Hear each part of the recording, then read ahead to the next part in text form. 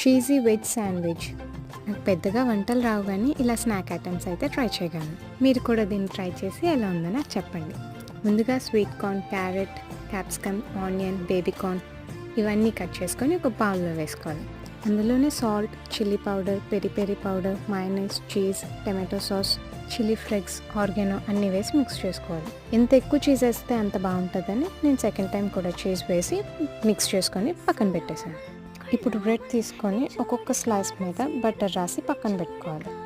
దాని మీద మనం ప్రిపేర్ చేసుకున్న వెజ్జెస్ని వేసి స్ప్రెడ్ చేయాలి. ఆ వెజ్జెస్ మీద ఇంకో చీజ్ స్లైస్ పెట్టి ఇంకో బ్రెడ్తో క్లోజ్ చేసేయాలి. దాన్ని మనం శాండ్విచ్ మేకర్ మీద కొంచెం ఆయిల్ వేసి శాండ్విచ్ మేకర్లో పెట్టేస్తే 2 minutesలో మనకి రెడీ అయిపోతుంది. ఇప్పుడు వేడివేడిగా మనం చీజీ వెజ్ శాండ్విచ్ తినొచ్చు. ఈ వీడియో కనుక మీకు నచ్చినట్టయితే లైక్ చేయండి, షేర్ చేయండి అండ్ సబ్స్క్రైబ్ చేయండి. Thank you.